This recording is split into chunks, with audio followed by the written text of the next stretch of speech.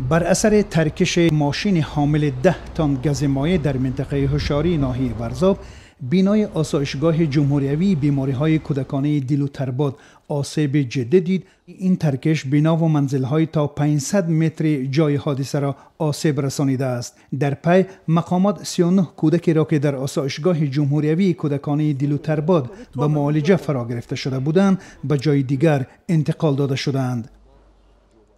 حدا میبینم کودکا رو جای وای میخف میبرن و همه کودوار جابجا میکنن که وای میکفن. غلامجان ناصرف مدیر آسایشگاه میگوید که 6 بینای این آسایشگاه از جمله آشخانه، طبابتگاه، بینای ماموریت و خوابگاه آسیب دیدند. به گفته جناب ناصرف، اگر کودکان را تا لحظه رخ دادن ترکش به جای امن انتقال نمیدادند، امکان جراحت برداشتن تقریبا 50% آنها وجود داشت. اما به گفته وی نگهبان آسایشگاه در لحظه های اول از حادثه آگاه شد و همین طور توانستند کودکان را به جای امن انتقال دهند. بعد از حساب کرده بر اومدن روزهای نزدیک امیدوار هستیم که آسایشگاه برقرار میشه، حالت پیشتر برمیگردد و ما میتوانیم که با در آینده کودکان را قبول کنیم.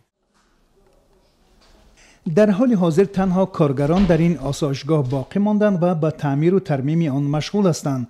وزیر تندرستی تاجیکستان رسما فعالیت این مؤسسه را تا زمان برقرار شدنش قطع کرده است. شاهدان و رانندگان شاهراه خوجند دوشنبه در صحبت به ما گفتند که سرنشینان ماشین حامل مواد سوخت با نامهای باتور و بهروز در حال حاضر یکی در بخش بیماری‌های روانی و دیگری در بخش بیماری‌های پوست در قرغانتپه بستری هستند. چرخ ماشین عصب گرد شدن بسیار ترمز کردنش در گرفتگی علاب شدگی وقتی که هم سوختو را خاموش کردن در همین راه بودگی شما اینا از راه بیرون کردیم. شدت آتش به درجه بوده است که حتی کابین ماشین به اون طرف دریا میره و این درخت‌ها، این دیوارهایی که میبینید از سناتوری کودکانه این ناحیه ورزاب است، همه خراب شده و چپه شده است و شدت این آتش به اندازه بوده است که حتی به او قد درخت‌ها، برگای درخت‌ها اینا همه سوختند. ما از زبان خودشون پرسیدیم، یک تمام گفتن طرف این صورت تا حتی ماشینا را قفا گرداندن. این طرفش این صورت ها مردم هم که داد و فیغان کردن که التماس نبراین قریب نرین که مثال ترکیش می شود، سوخته است، گاز است.